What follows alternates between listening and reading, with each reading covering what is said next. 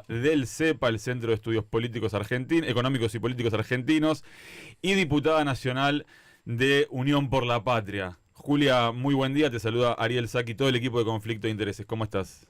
¿Cómo estás, Ariel? Hola, también Paloma, les mando un abrazo. Queremos saber qué lectura haces del ingreso de Sturzenegger al gobierno de Javier Milei, de la formalización, ¿no?, de su ingreso ahora en calidad de ministro. Bueno, lo que decían hace un rato, hubiera preferido que se dedique a la poesía, porque va a hacer daño, ya lo sabemos. Y además, en términos económicos, a la descripción que recién que escuché que hacían, sus etapas, ¿no? La causa por el megacanje, que además fue sobreseído en septiembre del 2016 junto con Cavallo, ¿no? Durante el gobierno de Macri fue sobreseído por la causa del megacanje, y luego la participación en la firma del acuerdo con el Fondo Monetario Internacional, que lo firmó y duró un mes. Después Caputo toma la presidencia del Banco Central. Yo le agregaría una caracterización más político-económica, que es la que es más relevante para entender lo que hoy le pasaría a Milei con su incorporación, que es un terraplanista económico. No tiene un conocimiento del funcionamiento de la economía tal cual se vive en la calle o tal cual las variables impactan hoy. ¿Qué significa? Sturzenegger es un gran negador de que el dólar tenga impacto en los precios. Y vos podés negarlo para la, ¿cómo decirlo?, para la gilada, pero después actuar sabiendo que sí tiene impacto, como hace Caputo. Caputo, bueno, de hecho el otro día en la conferencia del viernes reconoce que la suba del dólar le va a impactar en los precios, pero después se hacen los sotas y junto con Milei sostienen que la inflación es un fenómeno monetario en todo tiempo y en todo lugar. Ahora, Sturzenegger está convencido de eso y lo ha afirmado en el 2001, previo a la disparada, lo afirmó durante el gobierno de Macri en todas sus conferencias de prensa. Vayan a verlas, la recomiendo. Él hacía esas conferencias de prensa en el Banco Central, en la etapa de Macri, y afirmaba todo el tiempo razones monetarias para explicar lo que estaba pasando, y a él se lo llevó puesto la corrida. A él se lo llevó puesto la corrida de abril del 2018, por eso tuvo que renunciar y asume Caputo al frente del Banco Central. Y ahora va a pasar lo mismo. Por eso, una de las posibilidades o una de las probabilidades es que se anime a hacer cosas que Caputo considera que no hay que hacer, que es, por ejemplo, avanzar más rápido en el levantamiento del cepo. ¿Tendrá él bajo sus funciones esa posibilidad? ¿Va a poder Sturzenegger pujar por el levantamiento del cepo desde donde va a estar, que es un ministerio de desregulación? Mirá, los que pasamos por la función pública sabemos que si bien las áreas tienen nombre y yo qué sé, lo más importante es estar sentado en la mesa de toma de decisiones.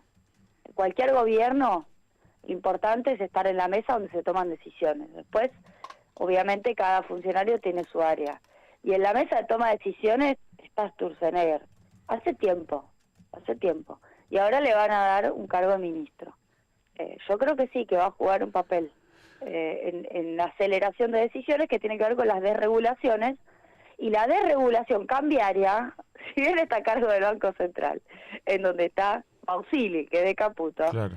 Va a tener un papel Sturzenegger, eso está claro. Pero además hay algo que tiene que ver con el funcionamiento de una economía, que tiene una parte de economía real cada vez más importante, aunque a Milei no le guste. Porque desde el inicio del gobierno todos estamos viendo cómo se rompe la actividad económica, pero los tipos la van llevando. Pasaron 6 meses y la van llevando porque pudieron comprar dólares. En la medida en que eso se alteró, la compra de dólares dejó de existir, ya no pueden ir llevando como si nada la caída de la actividad. Bueno, si vos no tenés un ministro que tenga algo, por lo menos un poquito, el ojo puesto en lo que pasa en la calle, la vas a chocar, vas a tener problemas. Julia, ¿tenés ganas de que Sturzenegger se dé una vuelta por el Congreso? Obviamente, miren, yo tengo desde diciembre participaciones en comisión, yo integro la Comisión de Presupuesto y Hacienda, además, en donde reclamamos, primero, el 27 de diciembre con la ley bases, que venga Sturzenegger sabiendo lo que vos dijiste hace un rato, que fue uno de los que participó en la elaboración. Y luego cuando reclamamos en la jornada por la baja del DNU, que aparezca el que redactó el DNU, que sabemos que fue él, porque el DNU se anunció en cadena nacional, con él sentado al lado de Milei, a pesar de que él no tenía cargo, como uno de los redactores del DNU. Y te agrego otro escándalo por el cual deberían dar explicaciones, que es el dictamen trucho en el departamento de Recoleta.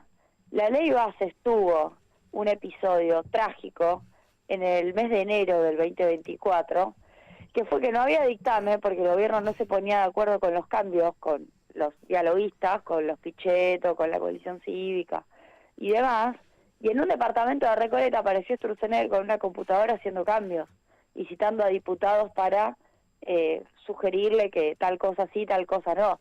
Eso fue muy irregular y nunca pasó que en la Cámara de Diputados, bueno, sí pasó la Banelco, ¿no? Pero que en la Cámara de Diputados hubiera una elaboración de decisiones, de legislación, en otro lugar que no fueran las comisiones del Congreso. Sí, tan irregular que de hecho Pichetto llegó a esa reunión y cuando vio que estaba Sturzenegger se dio media vuelta y se fue. Exactamente. Juli, ¿qué tal? Paloma Boxer te saluda. ¿Cómo va? Y todavía hay mucha confianza, ¿no? Cuando uno lee las diferentes encuestas de diferentes organismos, todavía el gobierno despierta mucho interés y confianza dentro de la población. ¿Vos cómo ves el devenir económico, lo que queda del año? ¿Cuáles son las tasas, las posibles tasas de éxito de que esto funcione? A ver, lo primero que yo trato de plantear es el escenario y luego decir que el fatalismo o la mirada que incluso algunos de mi espacio político plantean en relación a esto va a estallar en 2 minutos, no es algo que yo comparta. Porque además creo que el gobierno tiene muchas opciones. Lo que pasa es que es un gobierno inflexible frente a el movimiento del dólar, porque ahora se da cuenta que le va a generar inflación. Uh-huh. ¿Cuál es el escenario? El escenario es ellos muy cerrados y muy con la mirada puesta en que el Banco Central mejore su hoja de balance y no pensando en las posibles consecuencias, bajaron fuertemente la tasa el 20 de mayo. Eso le generó una suba de los dólares financieros. La brecha subió del 26 al 48%. Luego de eso tuvieron el informe del Staff Report, que a diferencia de lo que han dicho muchos periodistas, no sé si lo dijeron ustedes, yo no creo que el FMI corra por izquierda a Milei, no comparto eso. El FMI le celebró todo a Milei. Así como en enero le dijo, che, no confío en tu programa, no me gusta lo de la dolarización, quiero ver cómo haces el ajuste, no te voy a dar nada. En junio, el 18 de junio, le dijo, che, me gusta mucho lo que hiciste. Me gustó el superávit fiscal, me gustó la velocidad con que lo implementaste. Y si es que me llegaran a preocupar los pobres, me preocupan solamente porque te podrían generar algo de conflicto. No, porque me preocupe la pobreza. Eso fue lo que dijo el FMI el 18 de junio. ¿Y qué le dijo? Tenés que eliminar el dólar blend, porque tu brecha, aún siendo el 48%, es artificial, porque estás liquidando un 80% al oficial y un 20% al contado con liquidación, por ende es artificial esa baja del contado con liquidación. ¿Qué dijo Caputo a este informe? Tuiteó, no voy a levantar el blend, no voy a levantar el cepo. ¿Qué hizo Kirchner, el secretario de Finanzas? Lo mismo, salió a compartir y dijo, no vamos a devaluar, no vamos a eliminar el dólar blend. Milei dijo lo mismo. ¿Cómo reaccionaron los mercados? Mal, subió el dólar. Tercer hecho, la conferencia de prensa del viernes 28 de junio. Todo el mundo esperando anuncios cambiarios y agarraron para el otro lado y fueron por anuncios de índole monetario fiscal, que tampoco fueron bien recibidos, es decir, traspasan deuda del Banco Central a deuda del Tesoro. ¿Cómo reaccionó el mercado? Mal, subió el dólar. ¿Qué es lo que les está pasando? Bueno, una crisis cambiaria. Cualquier crisis cambiaria, digo, en un país que tiene restricción externa no se le niega a ningún gobierno. Lo dijimos. No es que tenga ganas de andar repitiéndolo, pero lo dijimos. Ahora, cualquier Julia, gobierno tiene este problema. Tienen una crisis cambiaria, pero viven diciendo no voy a devaluar, no vamos a devaluar, no vamos a devaluar. Quienes más entienden de economía dicen no hay otro camino posible. ¿Vos qué ves en ese sentido? Bueno, lo estamos publicando en el CEPA y lo estoy comentando en cuanto lugar pueda. El indicador, hay varios indicadores de atraso cambiario, pero uno muy importante es el gasto en tarjeta de crédito, el consumo de tarjeta de crédito, que nadie lo mira, así que recomendación, si lo quieren mirar es muy importante. Les voy a pasar un gráfico de CEPA, de nuestro informe de coyuntura que lo presentamos hace una semana, porque la mayoría mira FAE, formación de activos externos, pero vos tenés CEPO, vos tenés $200 por persona y además tenés un montón de cruces con subsidio, nadie puede comprar dólares libremente. Entonces no ese es el indicador para ver si estás atrasado. Tenés tenés EPO, tenés que mirar, por ejemplo, gasto en tarjeta con el atraso cambiario que siempre te genera consumo en pasaje, turismo y viaje y demás. Sí, van a tener que devaluar, pero así dicho, sí, le siguen faltando fecha y lugar, ¿no? Le sigue faltando contexto.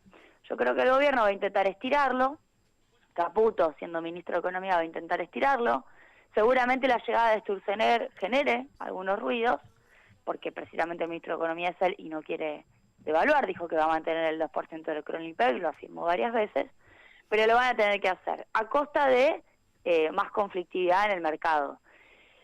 La otra alternativa es recibir dólares, pero ya escucharon al Fondo Monetario Internacional con su veredicto sobre la necesidad de las desregulaciones y además de ir devaluando, acelerando el Kronipeg.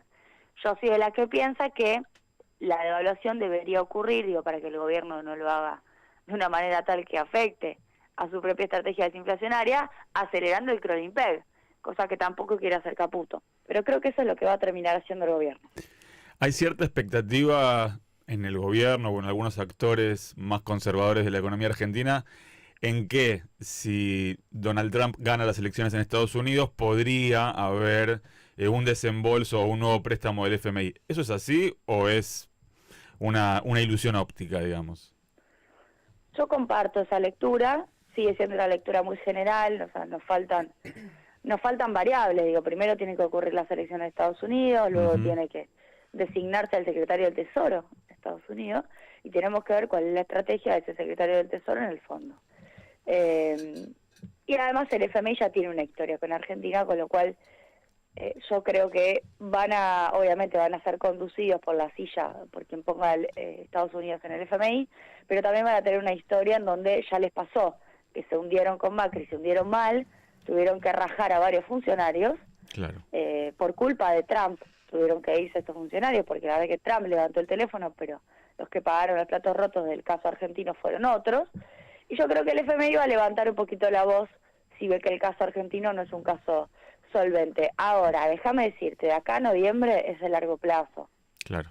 Como diría Keynes, estamos todos muertos. O sea, pueden pasar muchas cosas de acá a noviembre y los dólares los necesitan ahora. Veníamos bien, pero lo citaste a Keynes y me parece que se va a enojar el presidente. De hecho, leía nota que estaban explorando el préstamo de Basilea. El préstamo de Basilea, que ya lo exploró Massa, te exige el físico, el oro físico, en otro lugar, en el Tesoro de Basilea.